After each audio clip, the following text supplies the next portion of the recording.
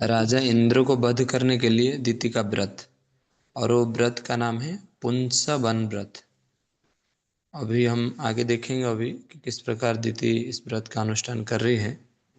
तो आशीष परमार प्रभु पढ़िए।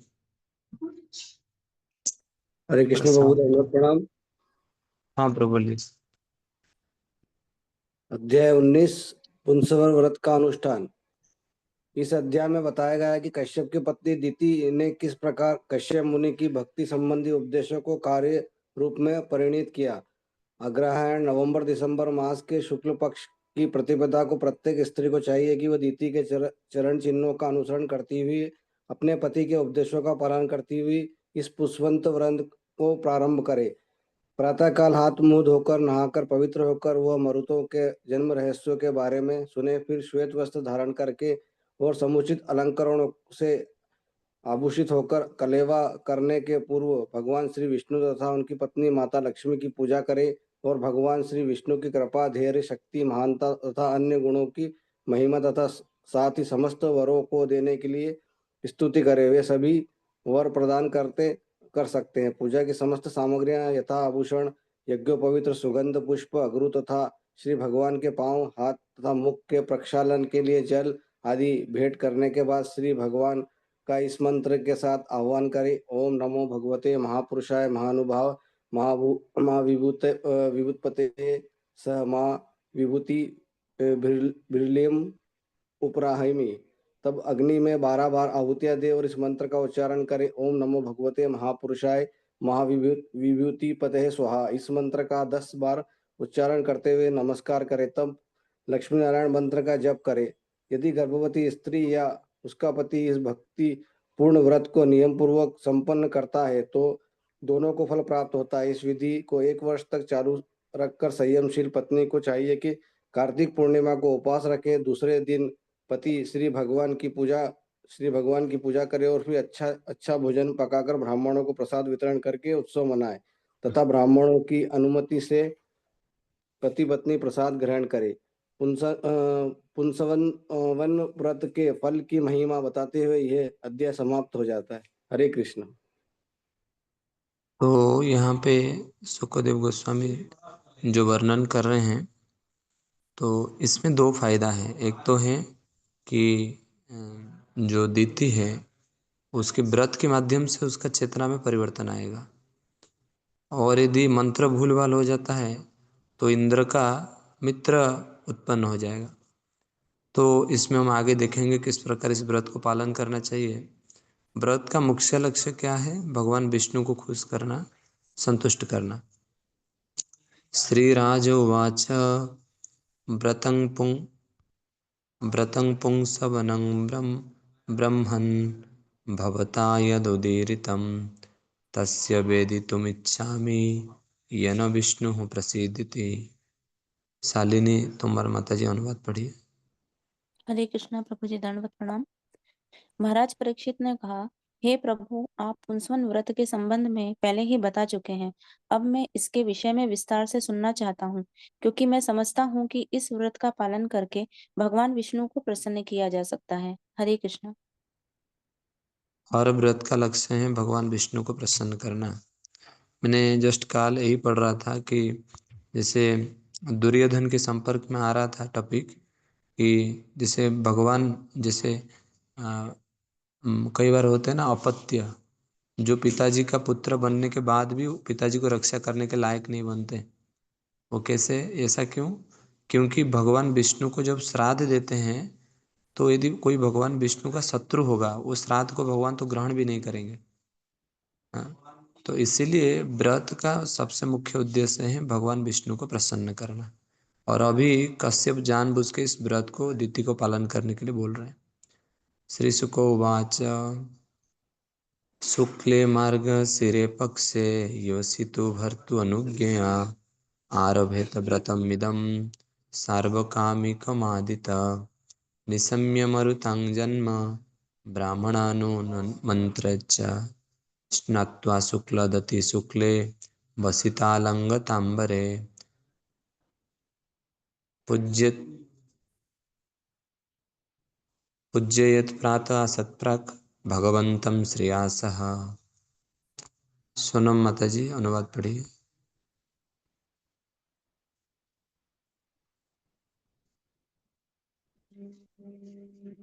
सुखदेव गोस्वामी ने कहा,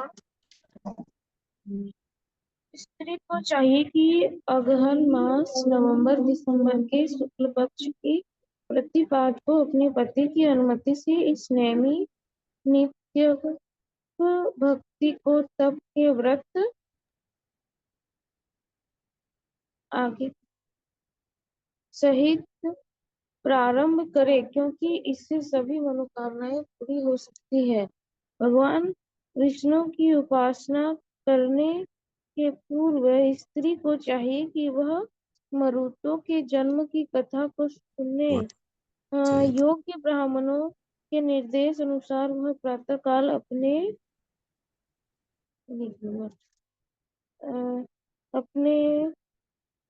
दांत साफ करे, नहाए, श्वेत साड़ी पहने और आभूषण धारण करे और फिर कलेवा करने के पूर्व भगवान विष्णु तथा लक्ष्मी की पूजा करे। हरे कृष्ण। तो ये व्रत जब हम पालन करेंगे तो ऑटोमेटिकली व्यक्ति का अंदर में भगवान विष्णु के प्रति प्रेम जागृत होगा। अगले श्लोक।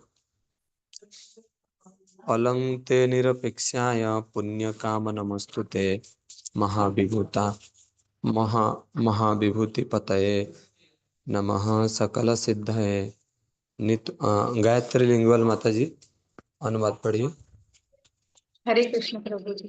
तब वह भगवान की इस प्रकार से प्रार्थना करे, हे भगवान, आप समस्त ऐश्वर्य से पूर्ण है, किंतु मैं आपसे ऐश्वर्य की कामना नहीं करती हूँ। मैं आपको सहज भाव से सादर नमस्कार करती हूँ। आप उन संपत्ति की देवी लक्ष्मी देवी के पति है और स्वामी है, जो समस्त ऐश्वर्यों से पूर्ण है।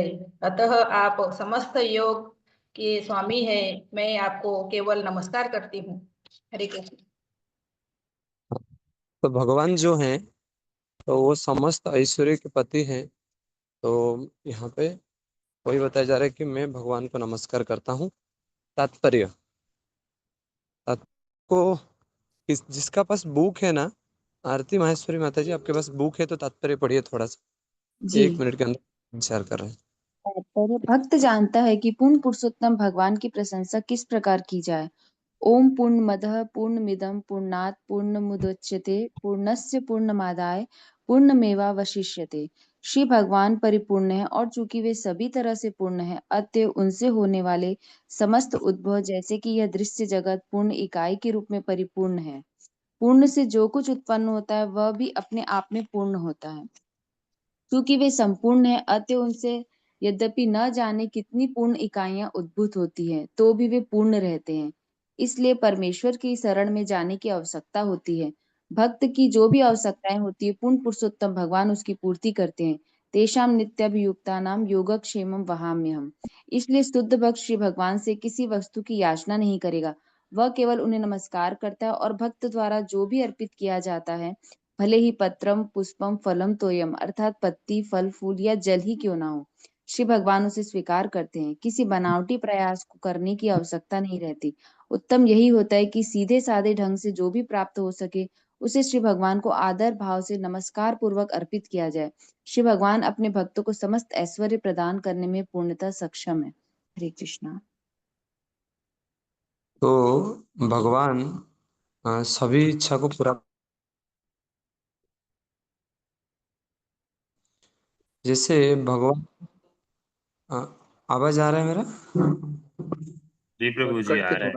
जैसे भगवान को समझने के लिए भी बुद्धि चाहिए और भगवान को समझने के लिए भी सुकृति चाहिए। आप सबको याद होगा जब भगवान दुर्योधन के पास अर्जुन के द्वारा भेजे गए थे भगवान, लास्ट टाइम एक बार दुर्योधन की सभा में जाके दुर्योधन को अर्जुन के बारे में और पांडवों के बारे में बताने के लिए कि एटलीस्ट 5 गांव दे दो, परंतु वहां पे भी दुर्योधन को समझ में नहीं आया कि भगवान की जो स्टेटमेंट है वो कितना महत्वपूर्ण है। और यहाँ पे उल्टा होती है रुक्मिणी का केस में। रुक्मिणी जब नारद जी से सुनती है भगवान के बारे में, निर्वैर कर्ण विवरैर हरतंग तापम, भगवान के बारे में जो सुनती है रुक्मिणी, तो ऑटोमेटिकली रुक्मिणी का जो मन है, हृदय है, ऑटोमेटिकली पवित्र हो जाता है। तो दो वैरायटीज के लोग हर समय में होते हैं। एक तो हैं भगवान के प्रति आकर्षित होते हैं, उनकी चेतना पूरा शुद्ध हो जाता है, और एक है भगवान से दूर रहते हैं। अगले श्लोक। यथा त्वं कृपया भूत्वा तेजसा महिमोजसा दुष्टैः सगुणैः सर्वस्तसि भगवान प्रभु। आशा अग्रवाल माता जी पढ़िए अनुवाद। मुझे हे भगवान, आप अहेतु की कृपा, समस्त ऐश्वर्य, समस्त तेज, समस्त महिमा, बल एवं दिव्य गुणों से युक्त होने के कारण हर एक के स्वामी पूर्ण पुरुषोत्तम भगवान हैं। तो भगवान बहुत कृपालु हैं हमारे ऊपर। हम कितने भूल करते हैं और कितने नालायक हैं हमको पता है, परंतु भगवान गुरु और वैष्णव के माध्यम से हमारी सारी गलती को अनदेखा करके भगवान हमको कृपा करते हैं। नहीं तो यदि आज हमारी साधना को देखा जाए, आज हमारे व्यवहार को देखा जाए, आज हमारी भक्ति का शक्ति को देखा जाए, तो ये 100% श्योर है कि हम लोग भक्ति करने की कोई लायक भी नहीं है। ना तपस्या की शक्ति है, ना मन में वो चेतना है कि भगवान को हम हर समय स्मरण कर सकते हैं। यदि भागवतम की क्लास के 10 मिनट के बाद पूछा जाए आज आपने क्या पढ़ा, तो वो भी गायब। तो भगवान इतने कृपालु है। ऐश्वर्य, भगवान सारे ऐश्वर्य के स्वामी होने के बाद भी भगवान कृपालु है। रघुवीर प्रभु तात्पर्य पढ़िए। हरे कृष्ण प्रभु जी। तात्पर्य। इस श्लोक में आगत तत्वसी भगवान प्रभु शब्दों का अर्थ इस प्रकार है। अतः आप प्रत्येक के स्वामी पूर्ण पुरुषोत्तम भगवान हैं। श्री भगवान 6 प्रकार के ऐश्वर्य से पूर्ण होने के साथ साथ अपने भक्तों पर अत्यंत दयालु है। यद्यपि वे पूर्ण हैं, किंतु फिर भी वे चाहते हैं कि सभी जीवात्माएं उनकी शरण में आकर उनकी सेवा करें। इस प्रकार से वे प्रसन्न होते हैं। यद्यपि वे स्वयं में पूर्ण है, तो भी वे अपने भक्तों द्वारा पत्रम पुष्पम फलम तोयम भक्ति पूर्वक अर्पित किए जाने पर प्रसन्न होते हैं। कभी कभी भगवान को अपने भक्त से भोजन मांगते हैं, जैसे कि वे भूखे हो, जिस प्रकार माता यशोदा से भगवान श्री कृष्ण। कभी कभी वे अपने भक्तों को स्वप्न में बता देते हैं कि उनका मंदिर तथा उनका बगीचा अब जीर्ण हो चुके हैं, जिससे वे उनका उपयोग अच्छी तरह से नहीं कर सकते। इस प्रकार वे भक्तों से उनकी मरम्मत के लिए कहते हैं। कभी कभी वे पृथ्वी के अंदर गाड़ दिए जाने पर स्वयं बाहर आने में असमर्थ बताकर अपने भक्तों से उनकी रक्षा करने को कहते हैं। कभी कभी अपने भक्तों से पूरे विश्व में घूमकर उनके यश का प्रचार करने के लिए कहते हैं। यद्यपि वे अकेले इस कार्य को करने में सक्षम हैं, यद्यपि श्री भगवान सभी धन धान्य से संपन्न और आत्मनिर्भर है, किंतु फिर भी वे अपने भक्तों पर आश्रित रहते हैं। अतः श्री भगवान उनके भक्तों का संबंध अत्यंत गुह्य है। केवल भक्त ही जान पाते हैं कि संपूर्ण होकर भी भगवान किसी विशेष कार्य के लिए किस प्रकार भक्तों पर आश्रित रहते हैं। इसकी व्याख्या श्रीमद् भगवद गीता अध्याय 11 श्लोक संख्या 33 में की गई है, जहाँ श्री कृष्ण अर्जुन को बताते हैं, निमित्त मात्रम भव सव्य साचिनम। हे अर्जुन, तुम केवल युद्ध के निमित्त कारण बनो। यद्यपि श्री कृष्ण कुरुक्षेत्र युद्ध में अकेले जीत सकने की क्षमता रखते थे, फिर भी उन्होंने अपने भक्त अर्जुन को युद्ध के लिए प्रेरित किया और जीत का कारण बनने के लिए कहा। भगवान श्री चैतन्य महाप्रभु अपने नाम तथा संदेश को सारे विश्व में प्रसारित करने में पूर्ण सक्षम थे, किंतु फिर भी इसके लिए वे अपने भक्तों पर निर्भर रहे। इस सबसे यह स्पष्ट हो जाता है कि श्री भगवान की आत्मनिर्भरता का सबसे महत्वपूर्ण पक्ष यह है कि वे अपने भक्तों पर निर्भर है। यही उनकी अहेतु की कृपा कहलाती है। जिस भक्त ने भगवान की इस अहेतु की कृपा के को अनुभव द्वारा देखा है, वही स्वामी तथा दास को समझ सकता है। हरे कृष्ण। एक्चुअली भगवान स्वामी हैं, परंतु भगवान कई बार दास के अभिनय भी करते हैं, क्योंकि उनको जीवात्मा को यही सिखाना होता है कि जीवात्मा जीव का स्वरूप है, भगवान का दास। यहाँ पे अलग अलग चीज आपने माधवेंद्रपुरी का जो विग्रह हैं, तो उनके बारे में आपने सुना होगा कि गोपाल जब वो झाड़ी के अंदर ही थे, वो माधवेंद्रपुरी का स्वप्न में आते हैं, कहते हैं कि अभी यहाँ पे मुझे उठाओ, निकालो मुझे। तो वहां पे क्या भगवान असहाय है? प्रभुपाद जी यही बारंबार कहते हैं कि चैतन्य महाप्रभु का अंदर क्या शक्ति नहीं था पूरा ब्रह्मांड को उतारने के लिए? हाँ। और आज चैतन्य महाप्रभु हमको बोल रहे हैं कि आप प्रचार करो, जा रहे देखो तारे को कृष्ण उपदेश। क्या चैतन्य महाप्रभु का अंदर ये शक्ति नहीं था कि पूरा ब्रह्मांड को भक्त बनाने के लिए? नहीं। भगवान चाहते हैं हम जीते, और भगवान का जीत उनके भक्तों का जीत होने पर ही होती है।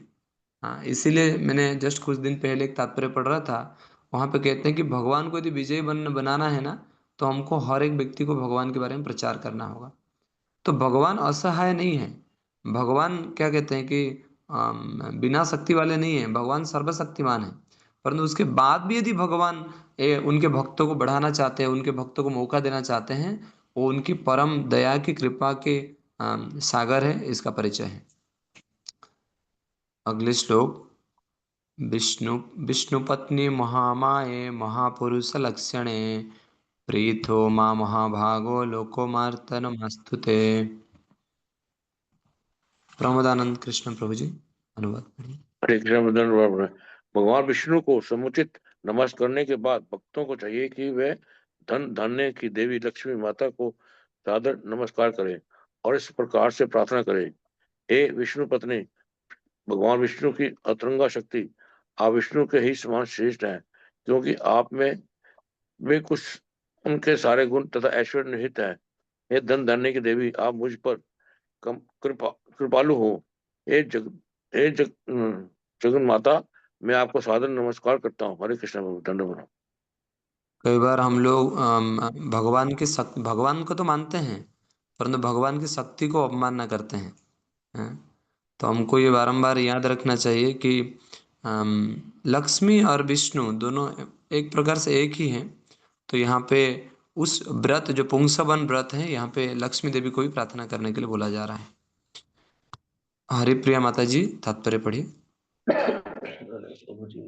भगवान नाना शक्तियों से पूर्ण है, प्रास्ते शक्ति विविधेव शुल्ते। क्योंकि माता लक्ष्मी भगवान की बहुमूल्य शक्ति है, इसलिए उन्हें यहाँ पर महामाया कहकर संबोधित किया गया है।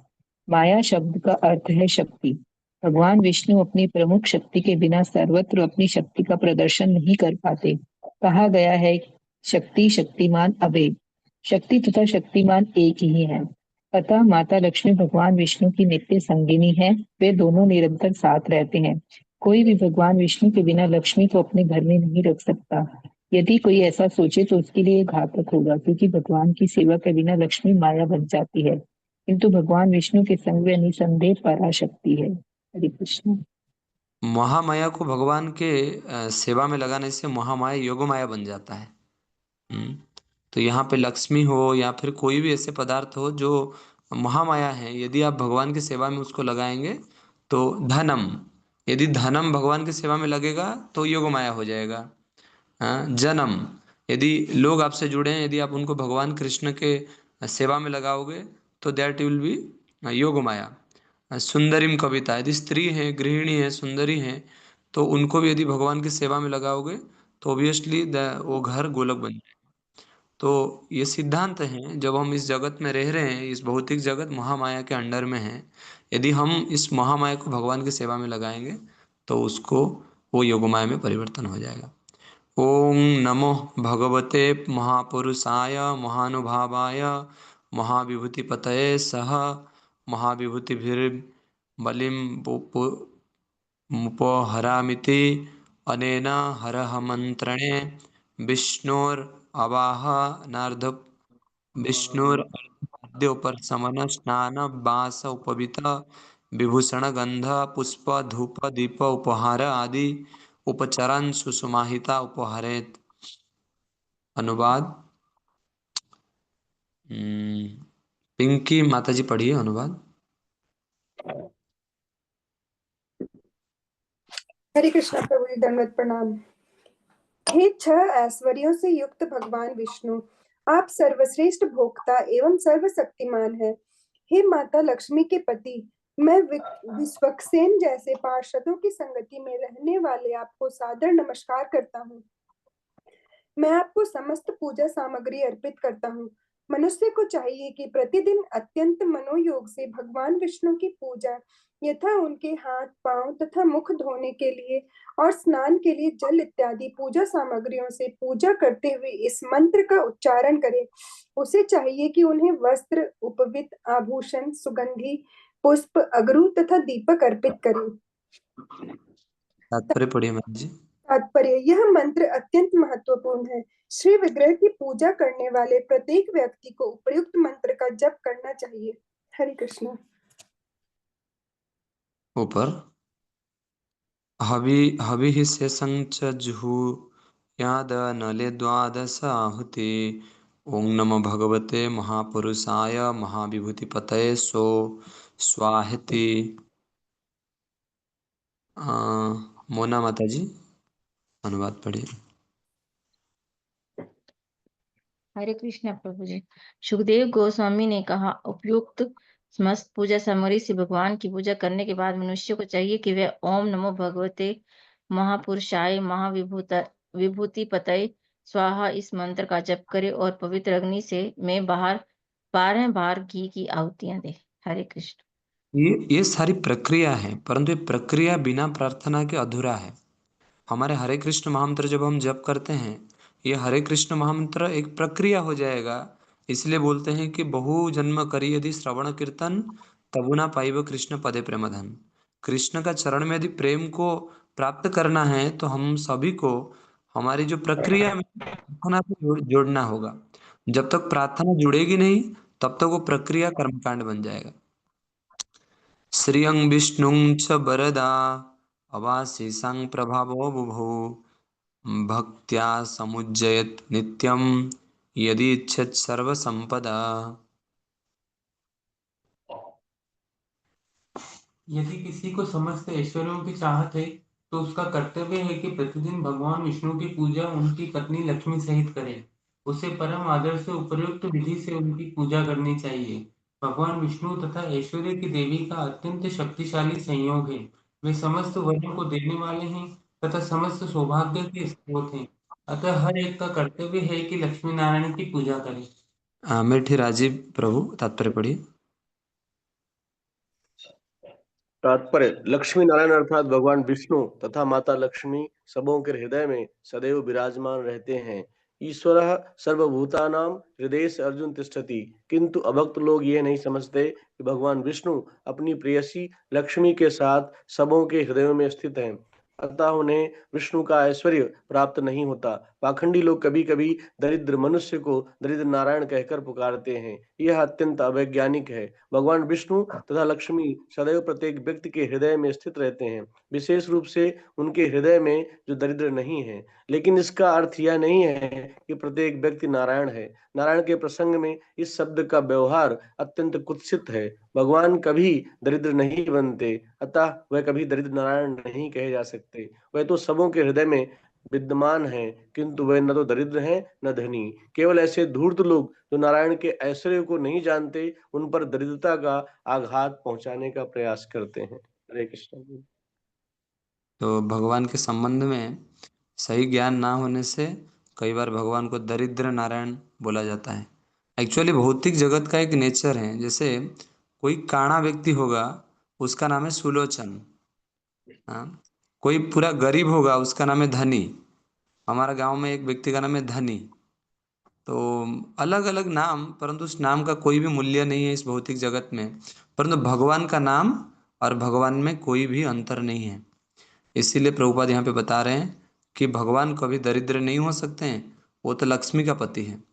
कई बार हम दरिद्र होते हैं इसलिए भगवान को प्रसंग में दरिद्र बोलते हैं। अमे दंडवत भूमौ भक्ति प्रहेण चेतसा दशवारं जपन मंत्रं ततः स्वत्र मुदीरयेत्। किरण माता जी पढ़िए अनुवाद। हरे कृष्णा। मनुष्य को भक्ति विनम्रता भाव से श्री भगवान का नमस्कार करना चाहिए। भूमि पर दंड के समान गिरते समय दंडवत करना चाहिए। उपयुक्त मंत्र का 10 बार उच्चारण करना चाहिए, तभी उसे विनम्र नेम अनुसार प्रार्थना करनी चाहिए। हरे कृष्ण। ये सारे प्रक्रिया में विनम्रता और प्रार्थना बहुत इंपॉर्टेंट है। यदि प्रार्थना नहीं होगी, विनम्रता हमारे हृदय में नहीं आएगा, तो वो प्रार्थना में वो अभ्यास में हमारा हृदय कठोर बन जाएगा। जैसे हिरण्यकशिपु, हिरण्यकशिपु का अभ्यास जो था 36,000 साल तक हिरण्यकशिपु ने कितना तपस्या किया। हाँ, 36,000। हिरण्यकशिपु ने जो 36,000 साल तपस्या की, तो उसमें उनका जो बल है वो आध्यात्मिक बल नहीं बढ़ा उनका अंदर। जो आध्यात्मिक बल होता है, इवन उनका आत्मा तो उनका जो मेरू बोन है वहां पे टिका हुआ था।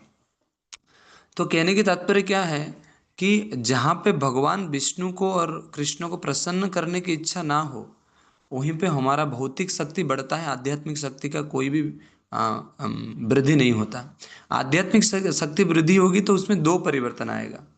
एक है हमारा हृदय में विनम्रता का प्रकाश होगा, और साथ साथ हम लोग प्रार्थना मूड में रहेंगे हर समय कि भगवान आप मुझे कृपा करिए। युवां तो विश्वस्य विभु जगतः कारणः परम, यही प्रकृति सूक्ष्मा माया शक्ति दुरत्यया। विशाल चौहान प्रभु पढ़िए। हे भगवान विष्णु तथा माता लक्ष्मी, आप दोनों समस्त सृष्टि के स्वामी हैं।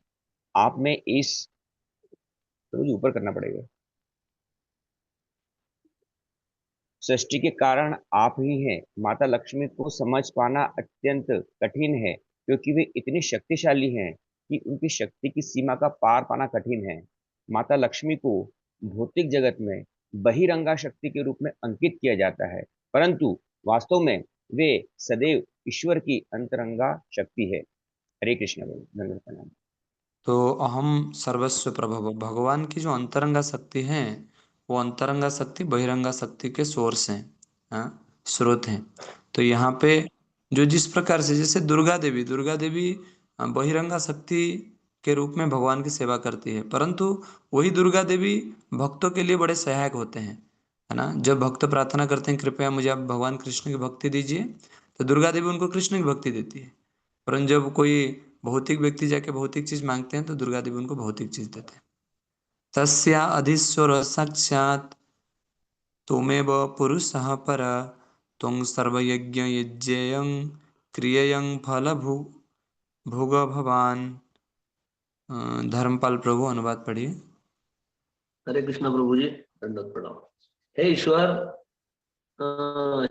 हे ईश्वर, हे ईश्वर, आप शक्ति के स्वामी हैं, अतः आप परम पुरुष हैं। आप साक्षात यज्ञ हैं, आत्मक्रिया की प्रतिरूप लक्ष्मी आपको अर्पित उपासना की आदि रूपा है, जबकि आप समस्त यज्ञों के भोक्ता हैं। हरे कृष्णा। धन्यवाद। वो जो भगवान है ये सर्वलोको महेश्वरम, भगवान जो है वो सारे यज्ञ का भोक्ता है। हाँ, बंद कर दो। सारे यज्ञ का भगवान जो है वो भोक्ता है। तो यदि कोई व्यक्ति भगवान के उद्देश्य में यज्ञों को करेगा तो ऑटोमेटिकली सबको प्रसन्न कर पाएगा। जैसे शास्त्रों में बताया जाता है, यथा तरुर्मूल निषेचनेन तृप्यन्ति तत्स्कंद भुजोपशाखा प्राणोपहाराश्च यथेन्द्रियाणम तथैव सर्वाहणम अच्युतेज्य। जब कोई अच्युत को लक्ष्य बना के सेवा करता है, भगवान विष्णु को लक्ष्य बना के सेवा करता है, तो उसकी सारी इच्छाएं पूरी हो जाती हैं। जिस प्रकार कोई व्यक्ति पेट में खाना डालता है, अलग से हाथ को इंजेक्शन लगाना नहीं पड़ता, हाथ को खिलाना नहीं पड़ता, हाथ पैर इत्यादि की वृद्धि ऑटोमेटिकली होती है। उस प्रकार कोई व्यक्ति यदि पेड़ की जड़ों में पानी डालेगा तो उसकी टहनियाँ, अलग अलग पत्तियाँ सब भर जाएगी। तो हमारा हृदय में जो भगवान है, यदि हमारा हृदय को शुद्ध करेंगे हम भगवान को पूजा करके, तो सारे वासनाएं शुद्ध हो जाएगा, सारे चेतनाएं शुद्ध हो जाएगी, सारे काम भगवान की तरफ प्रेम में बदल जाएगा, और कोई काम रहेगा ही नहीं। भौतिक काम रहता है तो व्यक्ति बहुत परेशान होता है, तो काम से व्यक्ति दूर हो जाएगा। तो यहाँ पे पूरा प्रक्रिया में हम देख रहे हैं बारंबार कि प्रक्रिया हो सकता है कुछ जटिल हो, परंतु उसमें बारंबार प्रभुपाद जी अनुवाद में बता रहे हैं कि प्रार्थना करना आवश्यक है, विनम्र रहना आवश्यक है, इत्यादि, जो भगवान कृष्ण को बहुत प्रसन्न करेगा। तो हमारे व्यक्तिगत जीवन में भी हम देखते हैं कई बार जब हम पूरे दैन्यता के साथ, विनम्रता के साथ प्रार्थनाएं करते हैं, तो बड़े हमारा जीवन में बहुत बदलाव आता है। उस जपा को देखिए, जिस दिन जपा आपने विनम्रता पूर्वक की है, उस दिन जपा का क्वालिटी देखिए आप। जिस दिन जपा में आपने प्रार्थना के साथ की है, उस दिन जपा का क्वालिटी आप देखिए।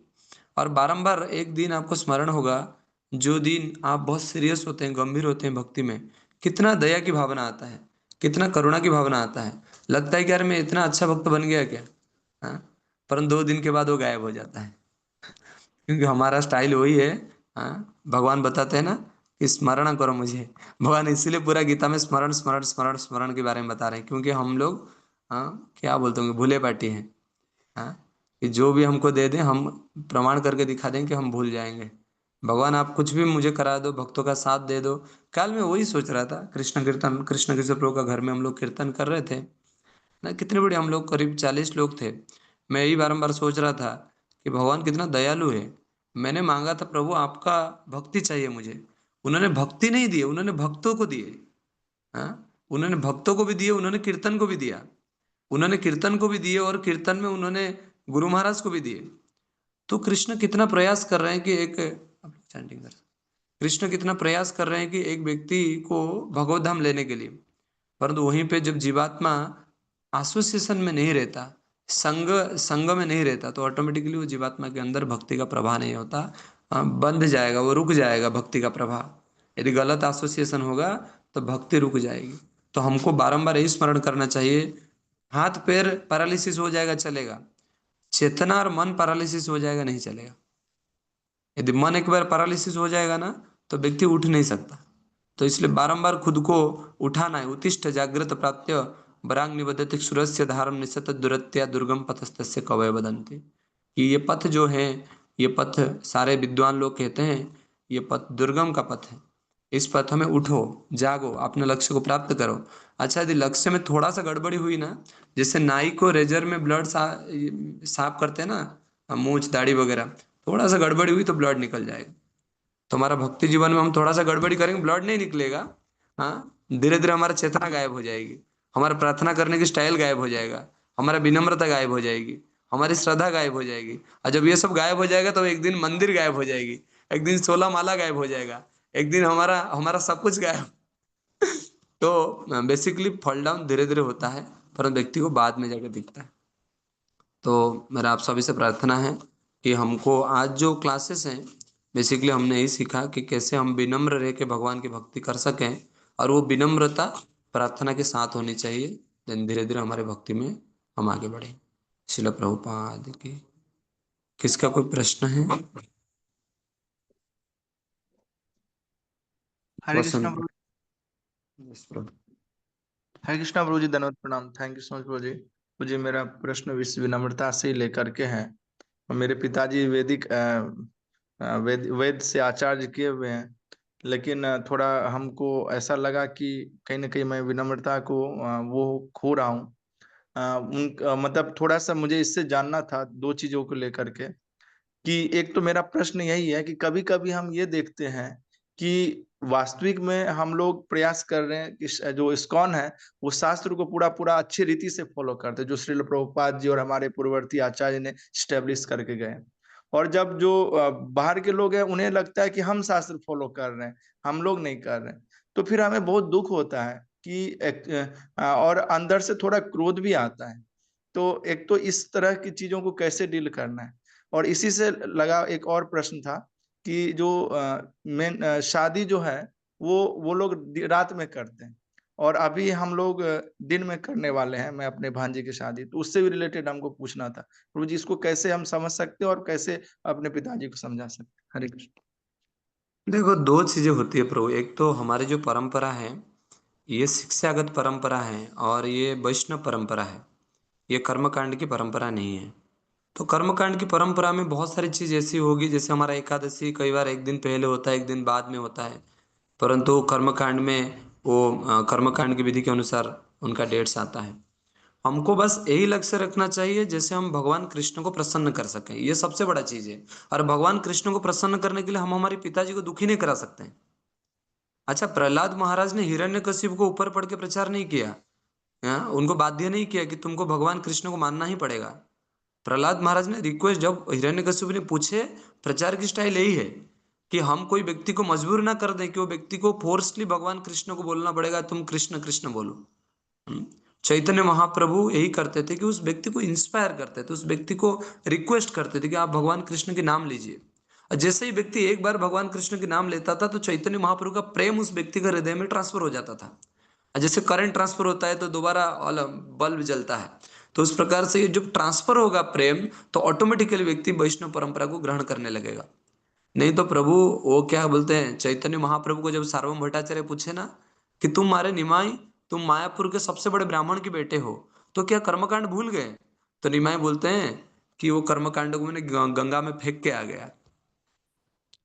तो चैतन्य महाप्रभु कहते हैं कर्मकांड को गंगा में डुबा के आ गया। तो कर्मकांड की तो बात ही नहीं हो रही है, परंतु बात हो रही है हमारी भक्ति का प्रचार जो है, उसका प्रेजेंटेशन हम कैसे करते हैं। उसका प्रेजेंटेशन वैसे नहीं होना चाहिए जाके एक व्यक्ति कृष्ण से दूर हो जाए। और सबसे बड़ा लक्ष्य वही है कि एक व्यक्ति को हम कृष्ण की तरफ कैसे खींचे। प्रहलाद महाराज भी वही चीज करे, क्योंकि उनके जो बच्चे लोग थे, दोस्त लोग थे, वो असुर थे। प्रहलाद महाराज ने उनको कृष्ण की तरफ आकर्षित किए, कैसे? लंच के टिफिन के समय में उनको फोर्स नहीं किए।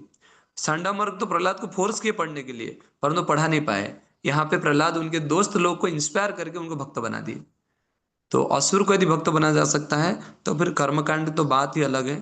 तो हम धीरे धीरे इसका अभ्यास कर सकते हैं। और शादी का जो प्रश्न है, ये प्रश्न के जवाब मेरे पास नहीं है, इसको फिर मैं पूछ के आपको बता सकता हूँ। थैंक यू सो मच प्रभु जी। हरे कृष्ण। लादिनी माता जी। कृष्ण प्रभु जी धन्यवाद प्रणाम। प्रभु जी, जैसे इसमें आपको बताया अभी कि जो सारे यज्ञों के भोक्ता भगवान है, अब हम जैसे आवाज क्लियर नहीं हो रहा है माता जी, क्या बोल रहे हैं? प्रभु जी, जैसे आपने बताया कि सारे यज्ञों के भोक्ता जो है भगवान है, और जैसे हमें बताया जाता है प्रभु जी कि जैसे कि हमें सिर्फ हरि नाम जप करना ही मतलब तो यही यज्ञ में आता है।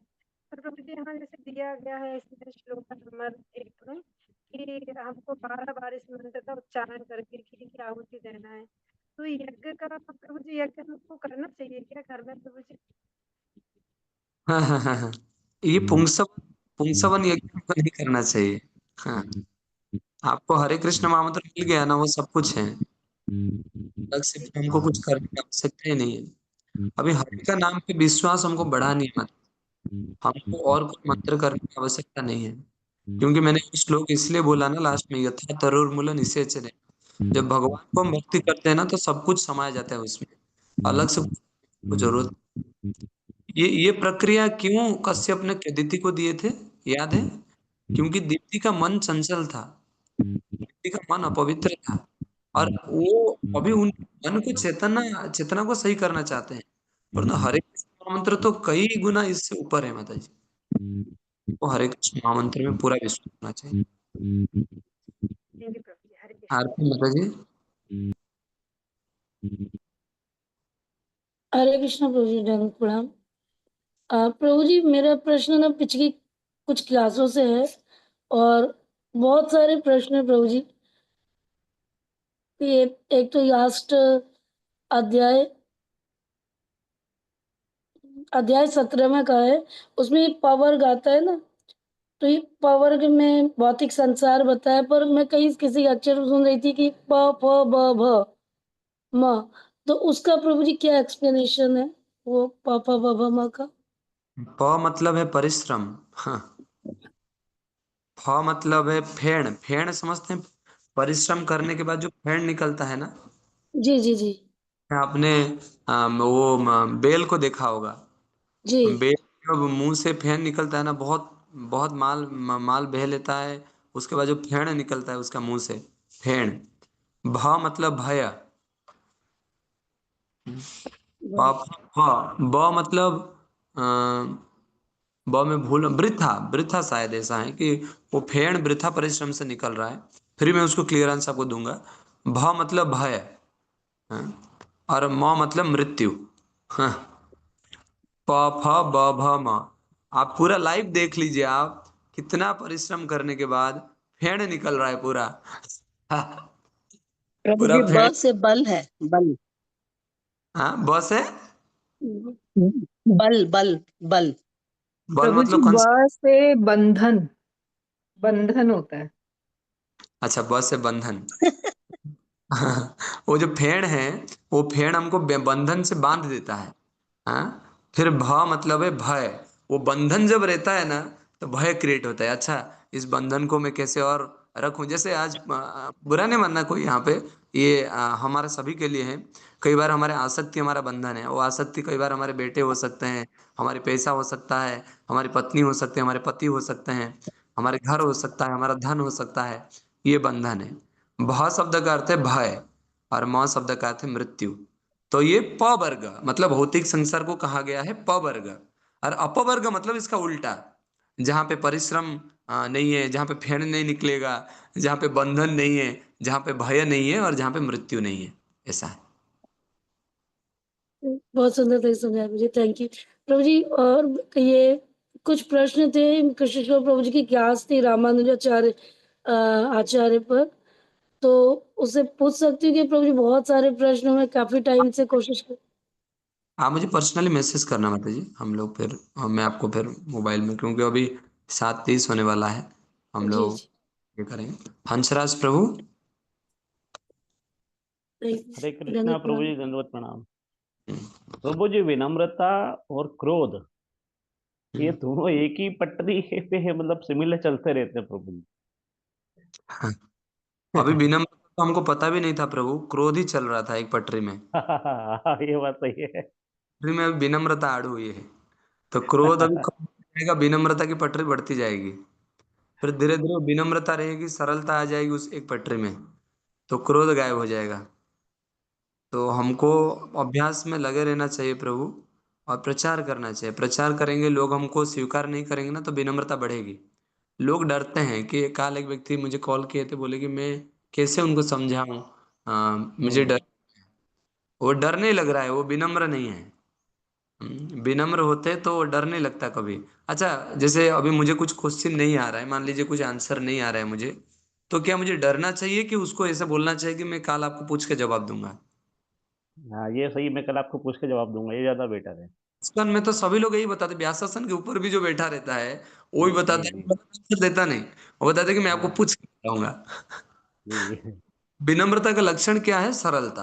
हमको स्वीकार करना होगा कि हम भगवान के दास हैं। और जब दास का काम है स्वामी को प्रचार करना, तो व्यक्ति को फिर वही सरलता उस व्यक्ति को विनम्रता की तरफ खींच के लाएगा। फिर हमको लोग जब स्वीकार नहीं करेंगे, तो विनम्रता और बढ़ेगी। आज तो हमको कुछ लोग जानते हैं, स्वीकार करते हैं, इसलिए राधे श्याम प्रभु क्या करते हैं, राधे श्याम प्रभु कई बार ट्रेन में अकेले जाते हैं, जानबूझ के, जनरल ट्रेन में। और जानबूझ के जनरल ट्रेन में जाते हैं, वो प्रेसिडेंट है पुणे मंदिर के।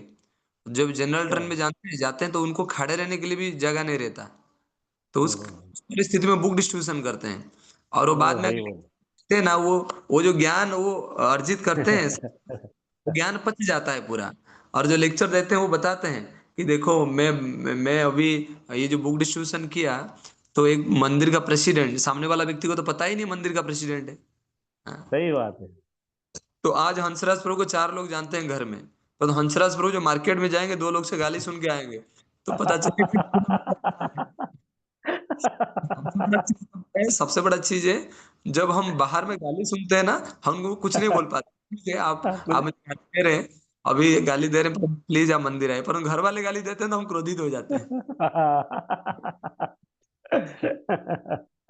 तो धीरे धीरे वो सारा चीज होगी, परंतु प्रचार जो छोड़ देगा उसका फिर आशा कुछ नहीं है। जी अभी जी। आशा आशा प्रभुपाद जी के आशा की किरण वो हैं जो लोग भगवान के नाम का प्रचार करते अब प्रभु जी, जिन लोगों को भगवत गीता डिस्ट्रीब्यूट करी थी उनसे संपर्क करते हैं, तो कई लोग फोन उठाते हैं, कई उठाते, कई उठाते ही नहीं है। हैं। उस टॉपिक में आज मैं आपसे बात भी करने वाला हूँ। ऑलरेडी हमारा जी अगले साल का जो टारगेट है वो है बीस जी हजार तो जी जी सभी को अभी से ही बुक भगवत गीता डिस्ट्रीब्यूशन करना है। फिर हम जी मैराथन में संकीर्तन से 20,000 गीता ले लेंगे। जी। अभी से भगवत गीता को डिस्ट्रीब्यूशन करना स्टार्ट करना है। ऑलरेडी मैं आज जी बाहर जाने वाला हूँ। आप लोगों का स्वागत है, यदि आप ज्वाइन करना चाहते हैं तो ज्वाइन कर सकते हैं। जी। हरे कृष्ण, शिल हरे प्रभुपाद। कृष्ण जी। जय गौर प्रेमानंद हरि।